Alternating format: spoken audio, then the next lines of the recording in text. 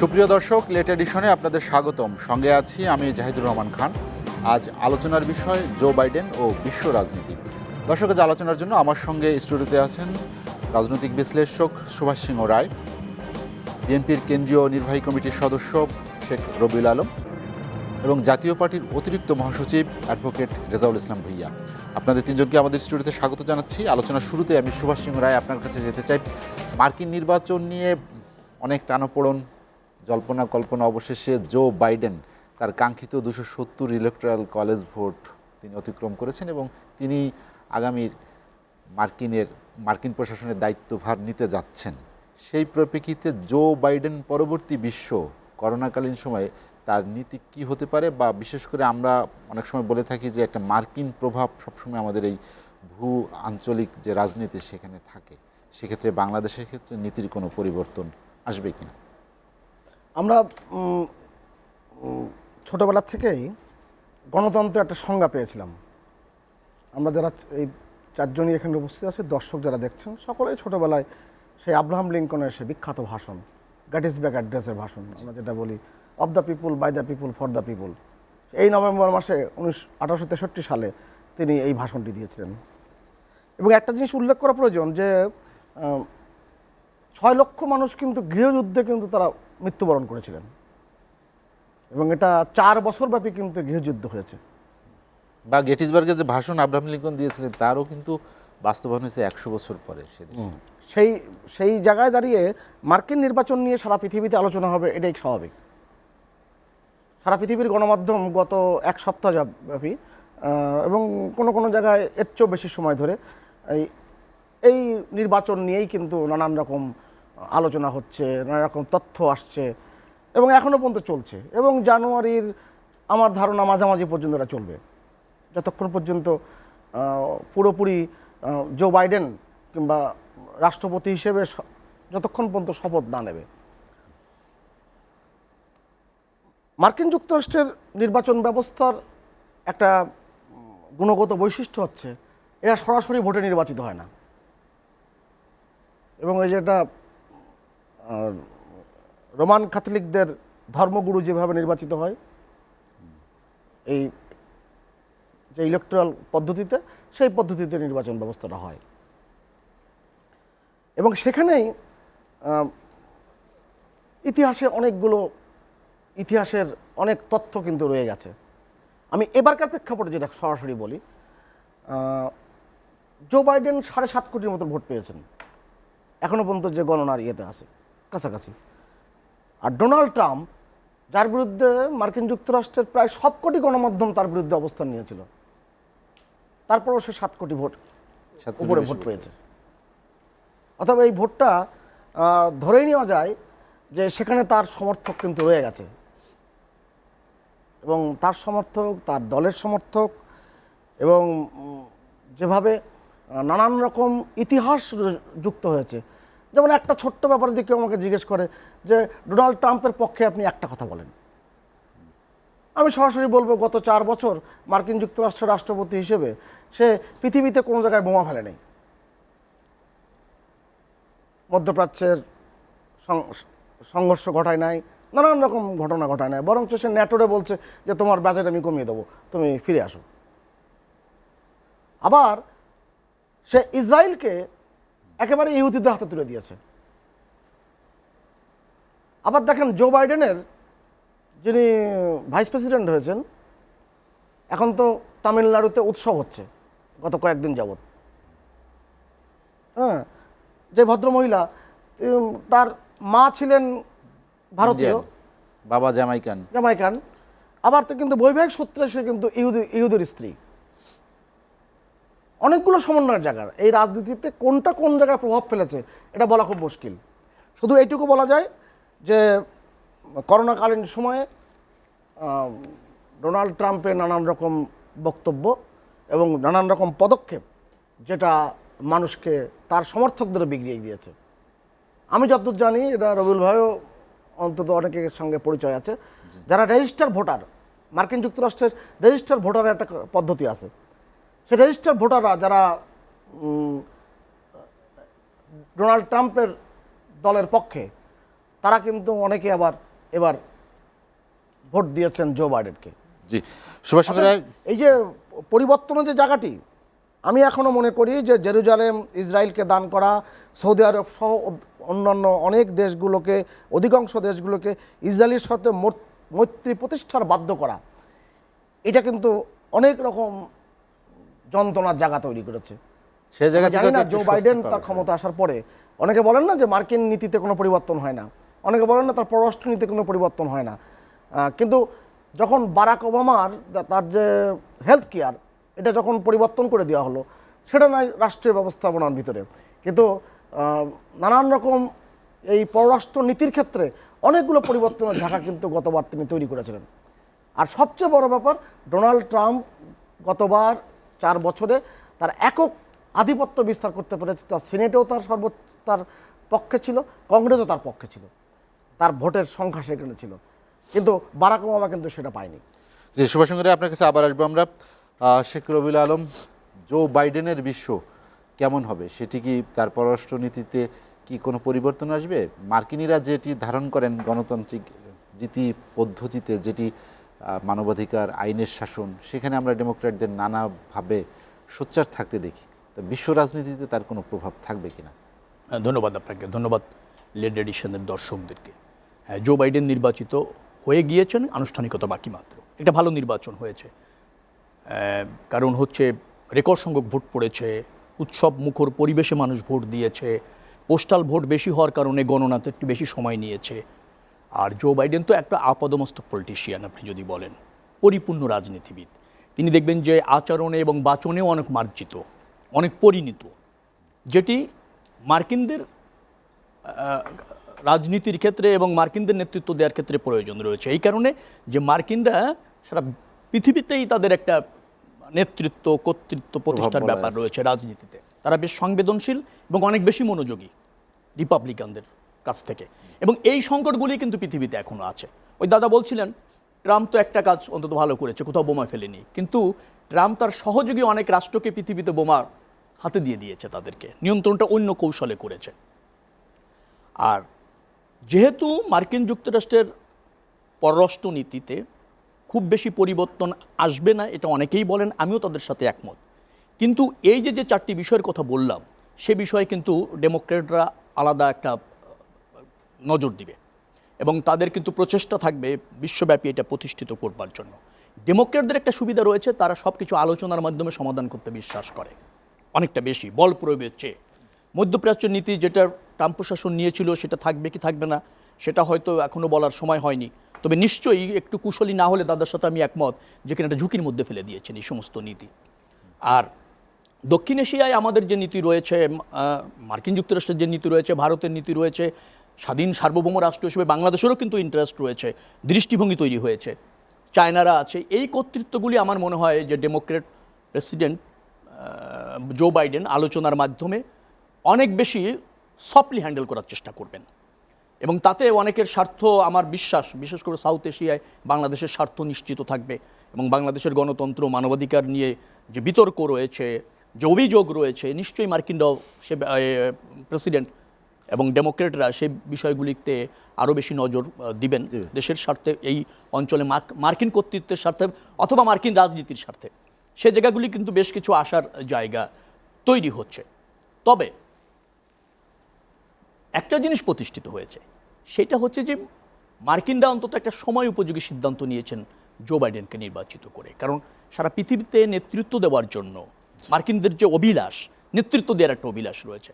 কাছাকাছি অনেক রাষ্ট্রও আছে, চায়না নতুন করে চেষ্টা করছে, রাশিয়া আগেও ট্রাই করেছে, সাউথ এশিয়া, ভারতও উদীয়মান শক্তি বিশ্ব রাজনীতিতে, কিন্তু মার্কিনদের কর্তৃত্ব তো অনেকটা সর্বজন স্বীকৃত কর্তৃত্ব তাদের রয়েছে, কারণ মার্কিনদের সবচেয়ে বেশি শক্তিশালী হচ্ছে তাদের এই বিশ্ব ব্যবস্থাপনায় তাদের যে অভিজ্ঞতা এবং তার দক্ষতা, এবং ডেমোক্রেটরা সেটা অনেকবার করতে সক্ষম হয়েছেন, কারণ ডেমোক্রেটদের প্রতি সারা বিশ্ববাসীর কিন্তু একটা পারসেপশনটা অনেক বেশি উন্নততর পারসেপশন, অর্থাৎ অনেক অনেক আশা জাগানো পারসেপশন। নিশ্চয়ই জো বাইডেন তার ব্যতিক্রম করবেন না, সেই আশাহত করবেন না বিশ্ব রাজনীতিতে। এটাই হচ্ছে মানে আমার। শেখ রবিউল আলম, আপনার কাছে আবার আসবো। অ্যাডভোকেট রেজাউল ইসলাম ভূঁইয়া যে প্রত্যাশার কথা জানালেন শেখ রবিউল আলম, বিশেষ করে মানবাধিকার এবং গণতন্ত্রের বিষয়, সেই আশার আসলে কতটা প্রতিফলন হতে পারে, বাস্তবতা কি বলে? ধন্যবাদ আপনাকে, ধন্যবাদ আমার দুই সহ-আলোচক এবং এসিটিভির দর্শকবৃন্দ। জো বাইডেন নির্বাচিত হয়েছে এবং তার পরবর্তী রাজনীতিটা কী হবে আজকের যে বিষয়টা ছিল, দুইজন আলোচক আলোচনায় এসছে এবং সুন্দর আলোচনা করেছে। যে জিনিসটা সবচেয়ে বেশি লক্ষণীয় এটা হলো যে ট্রাম্পের সময় বিশ্ব ব্যবস্থায় যুদ্ধ বিগ্রহ বা ইয়ের ব্যাপারটা ওইভাবে হয় না, এটা বাস্তবতা। কিন্তু এশিয়ার রাজনীতি, বিশেষ করে মুসলিম দেশগুলোর রাজনীতির প্রেক্ষাপটে যদি দেখেন, ইসরায়েলের বিবেচনা যদি আপনারা করেন, যেটা দাদা এনেছিল কিন্তু পুরো আলোচনাটা আসে নাই, সেই ক্ষেত্রে ইসরায়েলকে মিডল ইস্টের বিশেষ করে 4টা রাষ্ট্রকে স্বীকৃতি দেওয়ার যে প্রক্রিয়াটা এই মার্কিন যুক্তরাষ্ট্র, ট্রাম্প বিশেষ করে উদ্যোগ নিয়ে চাপ দিয়ে, আমরা তো এরকম শুনছি যে সৌদি আরবকে আন্ডারগ্রাউন্ডে পুরাটাই ওরা নিয়ন্ত্রণ করছে এবং আজকে ইসরায়েল এক প্রকার ফিলিস্তিনের পুরা অংশটাই বলা যায় যে একটা ইয়ের মধ্যে নিয়ে নিছে। দুটি রাষ্ট্র ব্যবস্থা ওই জায়গায় যে কায়েম হওয়ার ইয়ে ছিল, সেটাও কিন্তু আজকে আলোচনার বাইরে আছে। আর সংযুক্ত আরব আমিরাতকে দিয়ে তো আনুষ্ঠানিকভাবে জিনিসটাকে ওপেন করে দিয়েছে। এতে আপনার উনি যুদ্ধের ক্ষেত্রে না থাকলেও কিন্তু অন্তত রাষ্ট্রনীতিতে এমন একটা জিনিস এনেছে যে এই ক্ষেত্রে কিন্তু উনি একটা বিরাট দখলদারিত্বের, আমি বলবো যে একটা অবসান করছে। ভূ রাজনীতিতে আমাদের দেশের অবস্থান কী হবে জো বাইডেন আসার পরে, সেই প্রেক্ষাপটটা আমি বলবো যে মার্কিন যুক্তরাষ্ট্র সচরাচর তাদের পররাষ্ট্রনীতি কোনো পরিবর্তন করে না। সেই ক্ষেত্রে এখানে যে ব্যাপক কোনো পরিবর্তন হবে এটার কোনো প্রভাব নাই। আমাদের গুরুত্ব যেরকম আছে সেটা থাকবে এবং আমি মনে করি উত্তর একটু বৃদ্ধি পেতে পারে। কী কারণে বৃদ্ধি পেতে পারে? কারণ আমাদের এই রাজনীতিতে ভারত যেই আধিপত্যটা রাখতে চাচ্ছে, এই আধিপত্যটার উপরে কিন্তু আপনি দেখবেন ভারতের আশেপাশের নেপাল বলেন, শ্রীলঙ্কা বলেন, বার্মা বলেন, অন্য রাষ্ট্রগুলো যেভাবে কিছু বছর আগেও ভারতের এখতিয়ারে ছিল। আমি নেপাল একবার গেলাম, নেপাল গিয়ে আমার মনে হয়েছে যে নেপালে আসলাম না ইন্ডিয়া আসলাম, আমি বুঝতে পারতেছিলাম না। কারণ একই সাথে নেপালের মুদ্রা এবং একই সাথে ভারতের মুদ্রা সমহারে চলতেছিল এবং আপনার ছোটোখাটো দোকানেও এটা ইয়ে হতেছিল, এরকম একটা প্রভাবশীল ছিল। আজকে নেপালে গিয়ে দেখেন এই অবস্থাটা কিন্তু নাই। আমাদের এই ভূ রাজনীতি কিন্তু পরিবর্তন হয়েছে। চায়নারা কিন্তু এখানে গত 5 বছর আগে যে দৃষ্টিভঙ্গিতে দেখতো এই উপমহাদেশের রাজনীতি, বিশেষ করে এই ভূ রাজনীতিটা, আজকে কিন্তু চায়না সেভাবে দেখছে না। যেহেতু চায়না সেভাবে দেখছে না, সেই কারণে এই আমাদেরকে এবং এই উপমহাদেশের রাজনীতিতে মার্কিন যে নীতিমালা থাকবে, সেই নীতিমালাটা আমার মনে হয় যে আরও বেশি গুরুত্ব দিয়ে দেখবে তারা এবং এই জায়গায় চায়নার প্রভাব যাতে না আসে সেটারও চেষ্টা করবে। সেই ক্ষেত্রে আমরা অপর সব বিষয়ে আমি মনে করি যে তুলনামূলক গুরুত্ব পাবো। স্ট্যাম্প আসার পরে আপনি একটা জিনিস খেয়াল করবেন যে গণতান্ত্রিক ব্যবস্থা এবং বিশেষ করে অভিবাসনের ক্ষেত্রে বিপক্ষে ছিলেন। আমার মনে হয় যে এই দুইটা জিনিসই অবারিত হওয়ার একটা সুযোগ এখানে আছে বলে আমি মনে করি ডেমোক্রেটদের কাছে এবং জো বাইডেনের কাছে। সেই ক্ষেত্রে আপনার ওনার জলবায়ুর ক্ষেত্রে কোনো কাজ কিন্তু ওই অর্থে যে হওয়ার কথা, এই অর্থে কোনো কাজই হয়নি।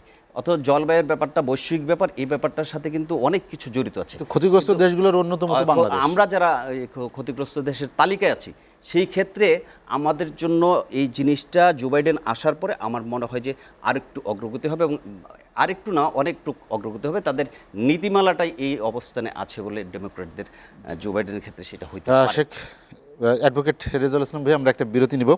দর্শক, লেট এডিশনে নিচ্ছে একটা বিরতি, ফিরবো শীঘ্রই, সঙ্গেই থাকুন।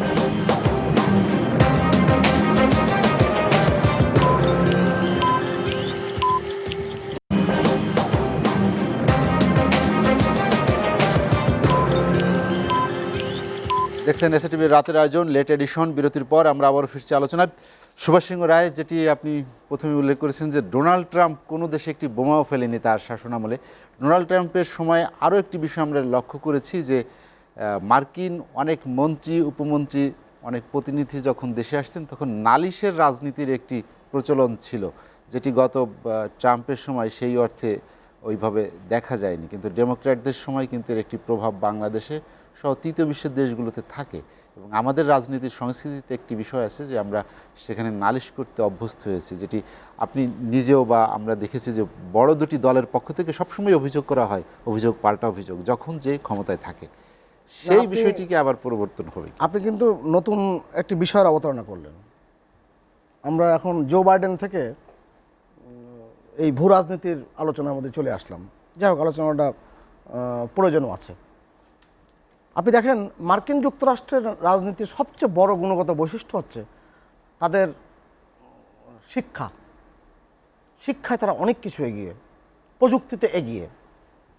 এই যে আপনি দেখেন যে আজকে আমরা যখন এই করোনাকালীন সময়ে যখন ওয়েব সেমিনারে যে কথাগুলো বলছি, আপনি দেখেন যে 1993 সালে মার্কিন যুক্তরাষ্ট্রের একটা রক ব্যান্ড তারা কিন্তু এই প্রথম এটা চালু করলো। সেটা দেখেন এত বছর পরে কিন্তু আমাদের সারা বিশ্বের জন্য কাজে লাগলো। ওরা শিক্ষায় দীক্ষায় অনেকখানি এগিয়ে, এবং এটা আমাদেরকে স্বীকার করে নিতেই হবে। এমনকি 1800 সালে যে মার্কিন যুক্তরাষ্ট্রের প্রেসিডেন্ট নির্বাচন হয়েছিল, সেখানে সমান সমান ভোট হয়ে গিয়েছিল, 73-73 হয়ে গেছিল। তখনকার সময় 73-73 মানে 147টা ভোটের প্রয়োজন যাকে রাষ্ট্রপতি করবে। 35 বার ভোট হয়েছে, সমাধান হয়নি। শেষ পর্যন্ত হাউস অফ রিপ্রেজেন্টেটিভকে একটা সমাধান করে দেওয়া হয়েছে। তাদের কিন্তু এই ধারাটা কিন্তু ঐতিহ্যগতভাবে তারা পেয়েছে, কিন্তু খবরদারি করা মানসিকতাও কিন্তু একটা আছে। 1971 সালে মুক্তিযুদ্ধের সময় পুরো নিক্সন প্রশাসন এবং তার পররাষ্ট্রমন্ত্রী, যাকে বলি আমরা পররাষ্ট্রমন্ত্রী বলে, ওরা সেক্রেটারি বলে, হেনরি কিসিঞ্জার, সে তো এই যুদ্ধ বাঁধানোর জন্য যা কিছু করবার এবং পাকিস্তানিদের পক্ষ নেওয়ার যা কিছু করবার, চীনকে উস্কে দেওয়ার যা কিছু করা সে করেছে। এমনকি আমাদের পার্শ্ববর্তী যে বন্ধুপ্রতিম রাষ্ট্র ভারতের তৎকালীন প্রধানমন্ত্রী শ্রীমতী ইন্দিরা গান্ধী সারা পৃথিবীর 28টা দেশ তিনি ভ্রমণ করেছিলেন এই বাংলাদেশের পক্ষে তার জনমত গঠন করবার জন্য। সেখানে হেনরি কিসিঞ্জার যে ভাষা এবং নিক্সন যে ভাষায় শ্রীমতী ইন্দিরা গান্ধীকে অপমান করেছিলেন, সেটা আজকের দিনও অন্তত চিন্তা করা যায় না। ডেমোক্র্যাটরা তো পক্ষে ছিল, হ্যাঁ, তখনকার ডেমোক্রেট সিনেটররা পক্ষে ছিলেন। এবং সবচেয়ে বড় ব্যাপার, মার্কিন নাগরিকরা, আপনি জানেন যে কনসার্ট ফর বাংলাদেশ, হ্যাঁ, জর্জ হ্যারিসন থেকে শুরু করে এই পরবর্তীতে নোবেল পুরস্কার পেয়েছে তেমন একজনের মধ্যে যুক্ত ছিলেন, এবং আমাদের তো সেই পণ্ডিত রবিশঙ্করের মধ্যে উপস্থিত ছিলেন, এবং তারা যে পরিমাণ অর্থ সংগ্রহ করেছিলেন এই কনসার্ট থেকে, সেটা বাংলাদেশের মুক্তিযুদ্ধের পক্ষের তারা দান করেছিলেন। আমি ওই জায়গায় ফিরে আসছি। আপনি বিশ্ব কিন্তু এক সময় কিন্তু বিভক্ত ছিল, বিশেষ করে সোভিয়েত ইউনিয়ন ব্লক এবং মার্কিন ব্লক, সেই ব্লকের একটা ভারসাম্য কিন্তু ছিল। কিন্তু ওই যে সোভিয়েত ইউনিয়নের গ্লাসনস্ত পেস্ত্রাইকা, গর্বাচেভের পেস্ত্রাইকা, মুক্ত জোয়ার, মুক্ত জানালা, সব কিছু উলটপালট করে দিল। এখন এই বিশ্ব বলা হয় যে এককেন্দ্রিক বিশ্ব হয়ে গেছে। সেখানে চীন নতুন করে, এবং ভারত, যেটা শেখ রবিউল আলম আলাপ করলো, যে তারাও কিন্তু নানান রকম আধিপত্যের জায়গাটা তৈরি করছে। এখন আধিপত্য শব্দটিকে আপনি ইতিবাচক অর্থ নেবেন আর নেতিবাচক অর্থ নেবেন, সেই বিশ্লেষণ করলেই সেটা বোঝা যাবে। আমি খুব খোলাখুলি যে কথাটি বলি, মার্কিন যুক্তরাষ্ট্রের যে পররাষ্ট্রনীতি, আবারও বলছি, তারা কিন্তু সেই রিপাবলিকান বলেন ডেমোক্রেট বলেন, খুব বেশি পরিবর্তন হয় না, কিন্তু কয়েকটা জায়গায় এবার পরিবর্তন ঘটবে। যেমন আমি নভেম্বরের 2 তারিখে এবং 1 তারিখে এবং তার আগের 1 সপ্তাহে আমি কয়েকটি লেখায় কিন্তু উল্লেখ করেছিলাম যে সহজ ভোটের ফল কিন্তু ডোনাল্ড ট্রাম্প মানবে না, এবং আদালত পর্যন্ত যাওয়ার একটা প্রক্রিয়া কিন্তু চলবে। আমি জানি না এখনো পর্যন্ত সে কোন প্রক্রিয়া আছে। আদালতে গিয়েছে, নিশ্চয়ই, অবশ্যই গিয়েছে, এবং সেখান থেকে ওই রাজ্যের আদালত থেকে তারা খারিজ হয়ে গেছে। যাই হোক, আমি যে কথাটি বলি যে আমাদের জলবায়ুর যে বিষয়টি, এটা কিন্তু খুব গুরুত্বপূর্ণ একটি বিষয়। প্যারিস চুক্তির থেকে ডোনাল্ড ট্রাম্প কেন ফিরে আসলো, কেন জাতিসংঘের যে যে অর্থ মার্কিন যুক্তরাষ্ট্র দিত, যেটাকে চাঁদা বলা হয়, সেটার থেকে কমিয়ে কেন দিবে, বিশ্ব স্বাস্থ্য সংস্থাকে বারবার হুমকির মুখে ফেলবে। আপনি দেখেন ইবোলা ভাইরাসের সময়, রবিউল ভাইকে ভালো করে, ইবোলা ভাইরাসের সময় যে পরিমাণে অর্থ বিনিয়োগ করে এফডিএ সহ যারা এই গবেষণায় যুক্ত ছিলেন, তাদের কিন্তু অর্থ বিনিয়োগ করা হয়েছিল, যে কারণে তাদের অনেক সহজে কিন্তু তারা নতুন প্রযুক্তি আবিষ্কার করতে পেরেছিলেন, নতুন গবেষণার দ্বার উন্মোচন করেছিলেন। এই জায়গাটা কিন্তু বড় রকমের ঘাটতি দেখা গেছে। স্বাস্থ্য ব্যবস্থাপনার কথা বললাম, জলবায়ুর কথা বললাম, এই ব্যাপারগুলো কিন্তু খুব জরুরি। আমার ধারণা যিনি 8 বছর ভাইস প্রেসিডেন্টের দায়িত্ব পালন করেছে জো বাইডেন, এবং সবচেয়ে কনিষ্ঠতম কিন্তু সিনেট মেম্বার ছিলেন তিনি। জি, যদিও তার জীবনে অনেক উত্থান পতন গিয়েছে, তার জীবনের অনেক রকম ত্রুটি বিচ্যুতিও আমরা আলাপ করতে পারবো, কিন্তু তিনি অভিজ্ঞতা সম্পন্ন একজন ব্যক্তি। তিনি, আমার ধারণা, তিনি সারা পৃথিবীর রাজনীতিটা বুঝছেন এবং আগামীতে সেই পথে তিনি এগোবার চেষ্টা করবেন বলে সুভাষ চন্দ্র আপনার কাছে আবার আসবো, কিন্তু প্রশ্ন ছিল নালিশের রাজনীতি কমবে কিনা, সেদিকে আমরা উত্তর পাইনি। আমার কাছে জিজ্ঞেস জি, করছে শেখ রবিউল আলম, না, নালিশের অনেক- রাজনীতি কি কমবে কিনা? মার্কিন যুক্তরাষ্ট্রের তো অধিকাংশ রাষ্ট্রের সাথে সারা পৃথিবী তাদের অংশীদারিত্ব রয়েছে। অংশীদারিত্ব বললাম আমি যে ব্যবস্থাপনার ক্ষেত্রে অথবা সহযোগিতার ক্ষেত্রে অথবা শুভানুদ্দায়ী হিসাবে, শুভাকাঙ্ক্ষী হিসাবে তো পৃথিবীতে অনেক জায়গায় অনেক রাষ্ট্র রয়েছে। তো যখন একটা দেশের মধ্যে, ধরেন আমাদের দেশের কথাই বলেন, আমাদের দেশের গণতন্ত্র, আমাদের দেশের রাজনৈতিক, আমাদের দেশে ধরেন নির্বাচন প্রক্রিয়া, মানবাধিকার, এগুলি তো আমরা সার্বজনীন করতে পারছি না। রাজনৈতিক দলের মধ্যে বিভাজন রয়েছে, ক্ষমতায় যাওয়ার প্রক্রিয়ায় বল প্রয়োগ রয়েছে, ক্ষমতায় যাওয়ার ক্ষেত্রে জনগণের আপনার পছন্দ অপছন্দের গুরুত্ব কমেছে, জনগণ অনেকটা রাজনীতি বিমুখ হয়ে যাচ্ছে, নির্বাচনে অনীহা তৈরি হচ্ছে। এই বিষয়গুলি তো রাজনীতিতে বেশ নেতিবাচক প্রভাব রাখে। এর একটা উত্তরণ দরকার। এখন সেই উত্তরণের জন্য কি আছে? যারা গণতন্ত্র মনা, যারা আমাদের অংশীদারি আছে, যারা বাংলাদেশের ভালো চায়, কল্যাণ চায়, সমৃদ্ধ বাংলাদেশ চায়, তাদের তো এই বিষয়গুলি জানারও ব্যাপার রয়েছে আর আমাদের জানানোরও ব্যাপার রয়েছে। যার ফলে বাংলাদেশের বড় রাজনৈতিক দলগুলি এই সমস্ত সংকটে বাইরের সাথে কথা বলেছে, তাদের কনসার্ন আনার চেষ্টা করেছে। এখন অযাচিত হস্তক্ষেপ আছে কিনা সেটা হলো ব্যাপার। ন্যায়সঙ্গত হস্তক্ষেপ যদি থাকে বন্ধুপ্রতিম দেশ হিসেবে, তো দোষের কিছু নেই। দাদার সাথে ওই জায়গায় আমি এক জায়গায় একটু বলতে চাচ্ছি যে পররাষ্ট্রনীতির কথা বললেন দাদা, যে খুব বেশি পরিবর্তন হবে না, আমি একমত। তবে পররাষ্ট্রনীতিতে তাদের প্যারিয়রিটির ক্ষেত্রে মানে প্রাধান্য কোনটা পাবে সেখানে কিন্তু অনেক চেঞ্জ হবে। এক নাম্বার 2 হচ্ছে ওই প্যারিয়রিটি বিষয় যেগুলি পাচ্ছে সেগুলি কিভাবে বাস্তবায়ন করা হবে, এগুলি রিপাবলিকানরা এক কৌশলে করবেন, ডেমোক্রেটরা এক কৌশলে করবেন। যার ফলে আমরা সিনারিওটা কিন্তু একটু ভিন্ন দেখব। যদিও সব পররাষ্ট্রনীতি হবে মার্কিন স্বার্থে, তবুও এই কৌশলগত কারণে এবং প্রাধান্যের কারণে কিন্তু বেশ কিছু বিষয় অগ্রাধিকার যেগুলি পাবে সেগুলি বাস্তবায়ন করার ক্ষেত্রে দেখবেন যে ডেমোক্রেটরা অনেক আধুনিক কৌশল প্রয়োগ করতে চাচ্ছে, অথবা আলোচনার মাধ্যমে তার একটা কার্যত সমাধান এর লক্ষ্যে এগোবে ডেমোক্রেটরা। সেখানেই নাই। আর মার্কিন যুক্তরাষ্ট্র সবচেয়ে ইন্টারেস্টিং হচ্ছে একটা বহুত্ববাদী দেশ, মাল্টিকালচারাল নেশন, ওখানে ধরেন তাদের গুরুত্ব রয়েছে, হ্যাঁ, এবং ডেমোক্রেটরা কিন্তু এটা খুব স্ট্রংলি বিশ্বাস করে। আর যেহেতু জো বাইডেন ডেমোক্রেট প্রেসিডেন্ট হচ্ছেন, তিনি একজন পরিণত মানে রাজনীতিবিদ, খুব ম্যাচিউর পলিটিশিয়ান, দীর্ঘ অভিজ্ঞতা তার রয়েছে। সাথে ধরেন বারাক ওবামাদের মতো পলিটিশিয়ানরা আছেন। সব কিছু মিলে আমার মনে হয় যে আমাদের যে অস্থিরতা রয়েছে রাজনীতিতে বিশ্বব্যাপী, সেখানে বেশ কিছুটা স্বস্তির জায়গা তৈরি হবে বলে আমার বিশ্বাস। আর ট্রাম্প সম্পর্কে যেটা বললেন, ট্রাম্প হচ্ছে একজন অরাজনৈতিক ব্যক্তি, কিছুটা বিকৃত মানসিকতা রয়েছে তার। তৃতীয়ত হচ্ছে যে সে একটু উগ্রপন্থী বটে। তার কৌশল কিন্তু ভুল নয়, কারণ সে কিন্তু প্রচুর ভোট পেয়েছে। একটা কারণ হচ্ছে মার্কিনদের মধ্যে কিন্তু কিছু অস্থিরতা রয়েছে, অনগ্রসর আছে, এবং তারা কিছুটা উগ্রপন্থীও আছে। তাদেরকে কিন্তু সে আপনার সমর্থন পেতে সক্ষম হয়েছে এইসব কথা বলে। এবং এই ধরনের উদ্ভট কথা যা আগে কখনো মার্কিন যুক্তরাষ্ট্রের প্রেসিডেন্টদের কাছ থেকে শোনা যায়নি অথবা রাজনীতিবিদদের কাছ থেকে শোনা যায়নি, সেগুলি বলে কিন্তু ডোনাল্ড ট্রাম্প ব্যাপক চাপ তৈরি করতে সক্ষম হয়েছেন নির্বাচনের এই সময়টাতে। কিন্তু ওখানকার ইনস্টিটিউটগুলি এত শক্তিশালী মার্কিন যুক্তরাষ্ট্রের যে সেখানে কিন্তু আপনি ওই যাই বলেন না কেন, যে হুমকি দিয়ে কোনো কাজ হবে না। অর্থাৎ জনগণ যাকে ভোট দিয়েছে, ভোট গণনা, ভোট দেওয়া এবং ফলাফল প্রকাশের ক্ষেত্রে ইনস্টিটিউটগুলি স্বতন্ত্রভাবে কাজ করে এবং আইন মেনে কাজ করে। অর্থাৎ এই জায়গায় ট্রাম্প এইগুলি করে খুব বেশি সুবিধা পাবে না। অর্থাৎ মার্কিন যুক্তরাষ্ট্রের জনগণের ভোটে প্রতিফলন সেখানে ঘটবে এবং তারা যোগ্য নেতৃত্ব বেছে নিয়েছে। এখন আমরা সারা বিশ্বের মানুষ তাকিয়ে আছি যে মার্কিন যুক্তরাষ্ট্রের কাছ থেকে একটা প্রত্যাশিত রাজনৈতিক আচরণ বা ধরেন বিশ্ব ব্যবস্থাপনায় তাদের যে নীতি রয়েছে সেইগুলির সুফল যেন বিশ্ববাসী পায়, সেটাই হচ্ছে আমাদের দেখেন, প্রত্যাশা। আমি একটু বলি, 20 বছর আগে যেভাবে বুশ যেভাবে নির্বাচিত হয়েছিল, আল গোর যেভাবে পরাজিত হয়েছিল, ওই সময়কার প্রেক্ষাপট আর এখনকার প্রেক্ষাপট এক নয়।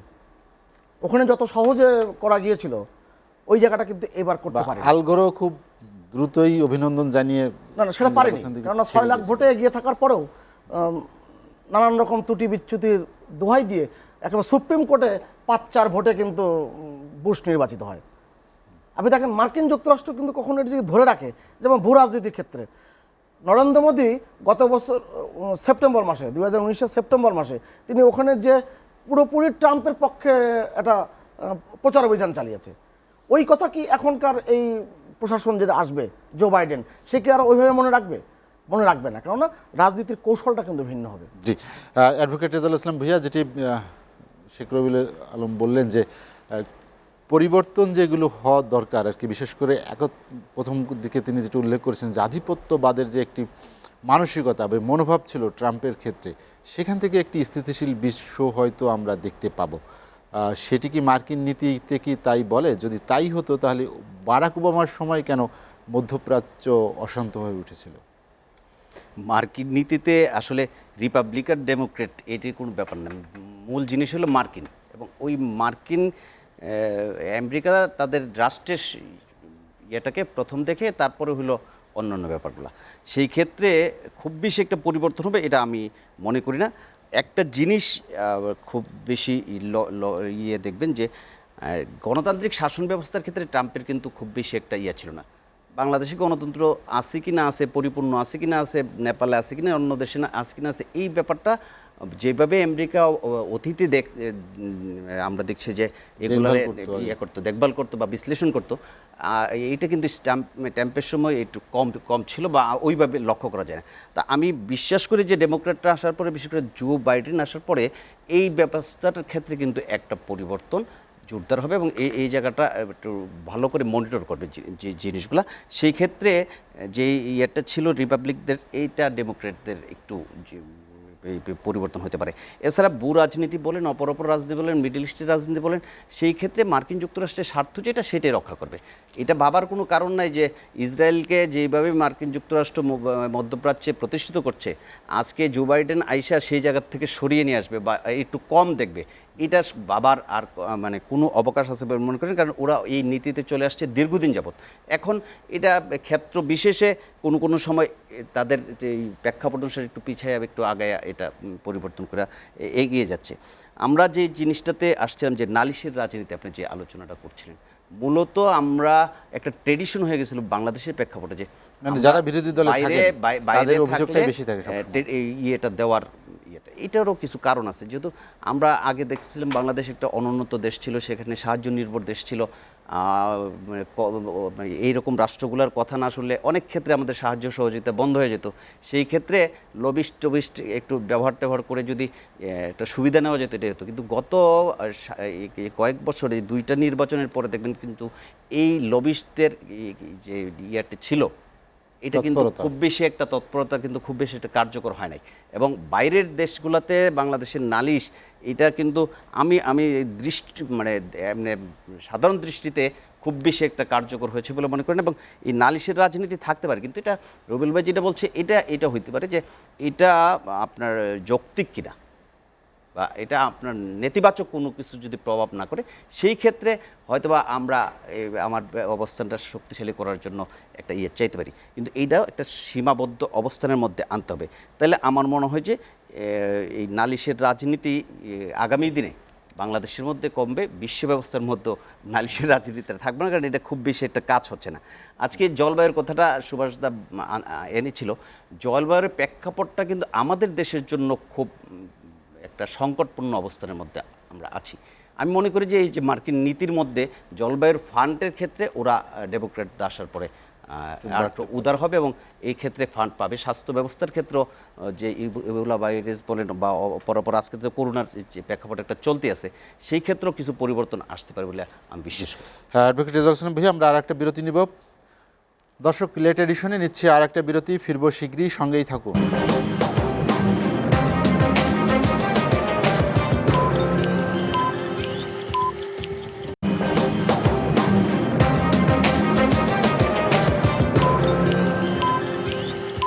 দেখছেন এসএটিভির রাতের আয়োজন লেট এডিশন। বিরতির পর আমরা আবারও ফিরছি আলোচনায়।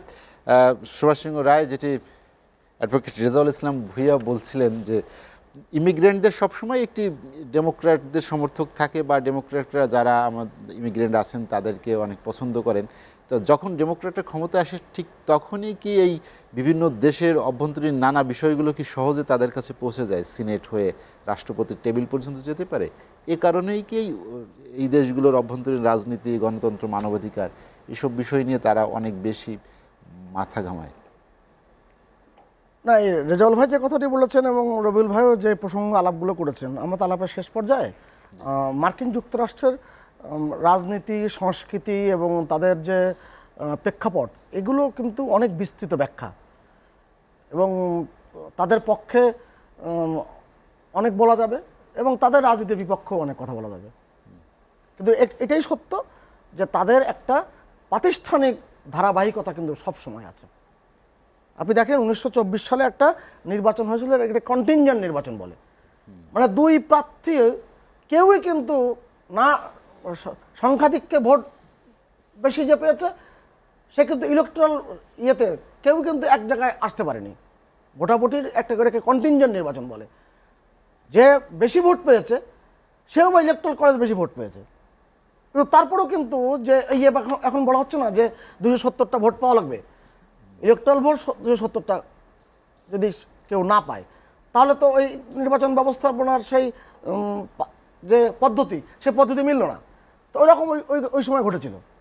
তারপরেও ওরা কিন্তু প্রাতিষ্ঠানিকভাবে এগিয়ে গেছে বলে ওরা এটা সমাধান করতে পেরেছিল।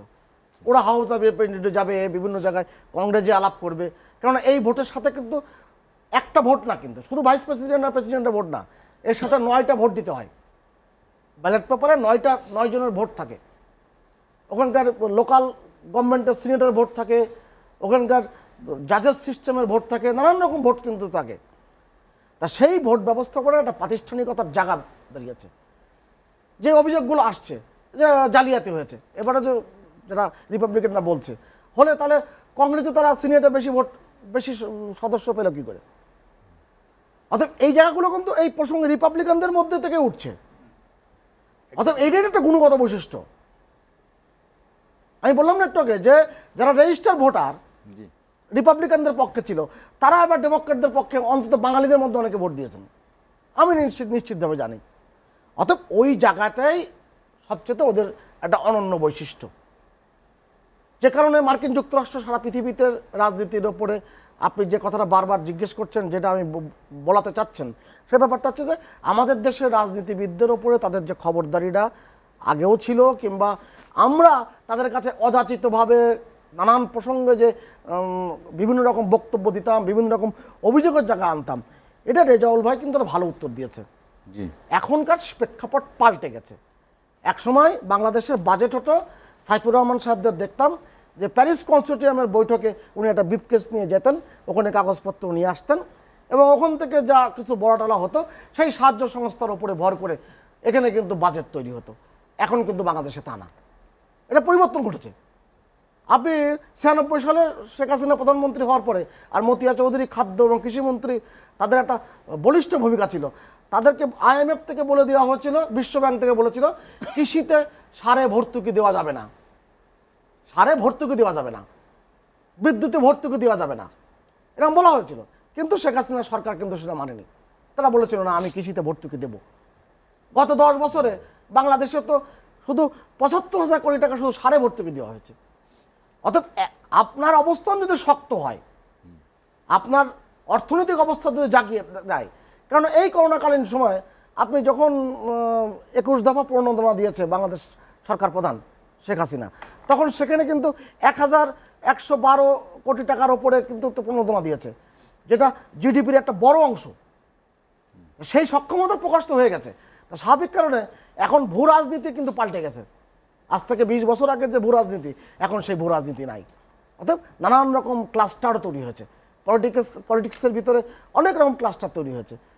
সেই প্রেক্ষাপটে বলবো, এখন ভারতের ওপরে কি খবরদারি কি জো বাইডেন সরকার কতটুকু করবে, তারও একটা সীমারেখা আছে।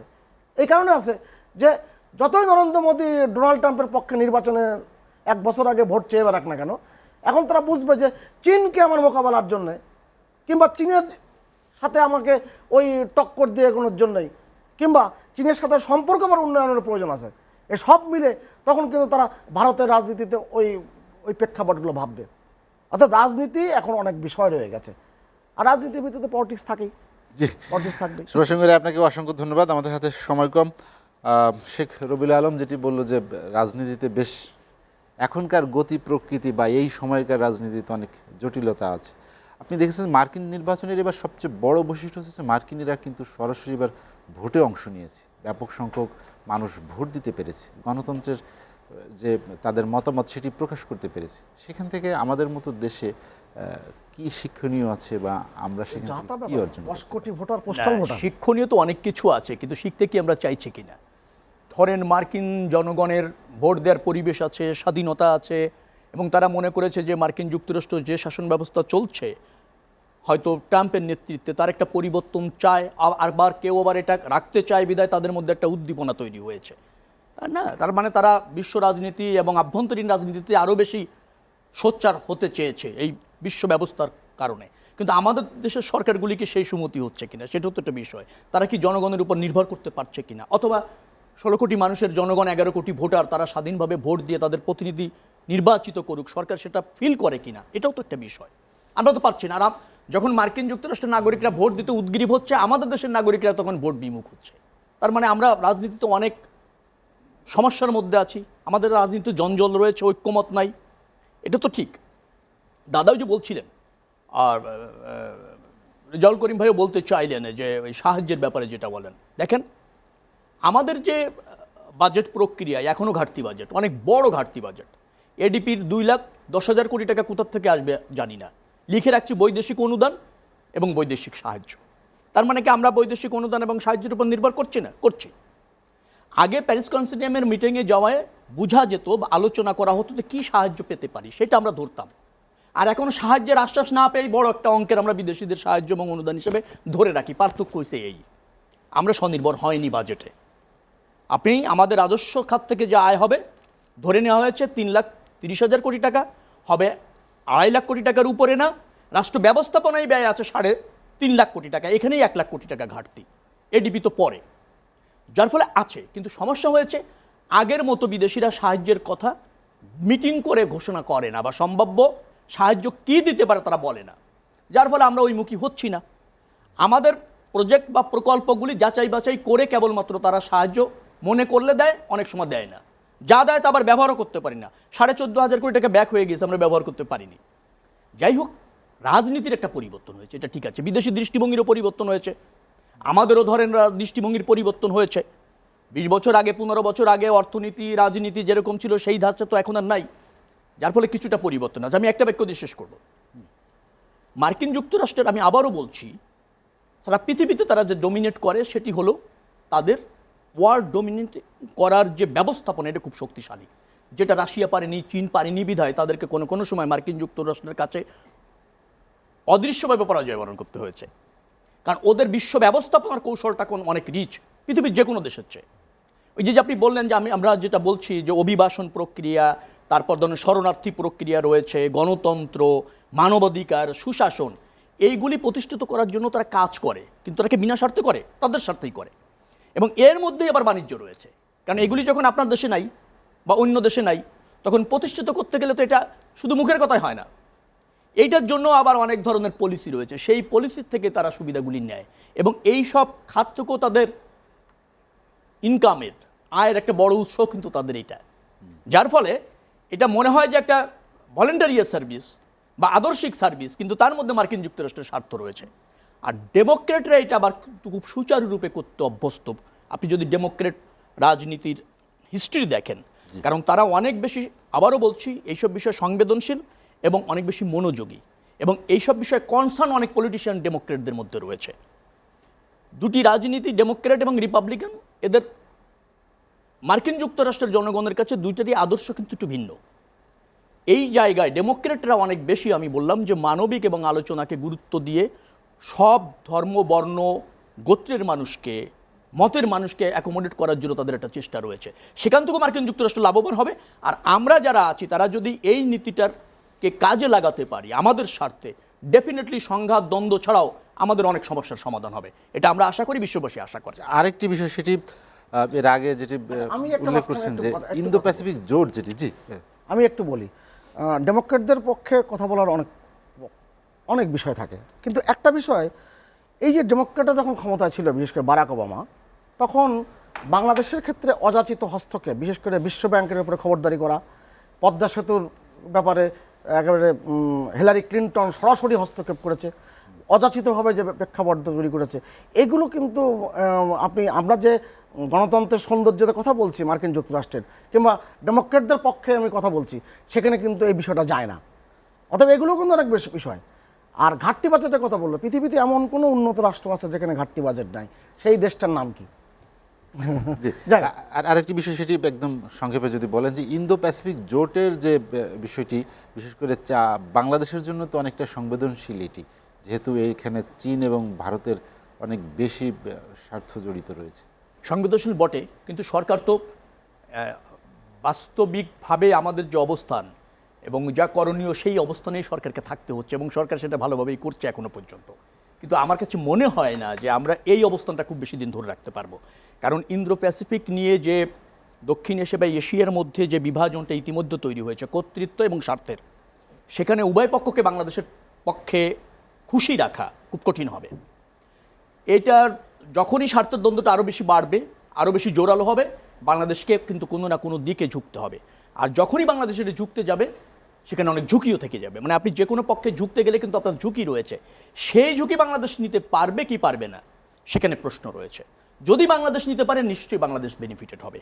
আর যদি নিতে ব্যর্থ হয়, আর ব্যর্থ হওয়ার সম্ভাবনা রয়েছে এই কারণে আমাদের আভ্যন্তরীণ ঐক্য, আভ্যন্তরীণ রাজনীতি, এবং আমরা ধরেন 16 কোটি মানুষকে রিপ্রেজেন্ট করতে পারে এই ধরনের একটা জোরালো সরকার দরকার ছিল, যেটা বাংলাদেশে নাই। সেটি থাকলে এদেশের পক্ষে বার্গেনিং করার কিন্তু এখন একটা উপযুক্ত সময়।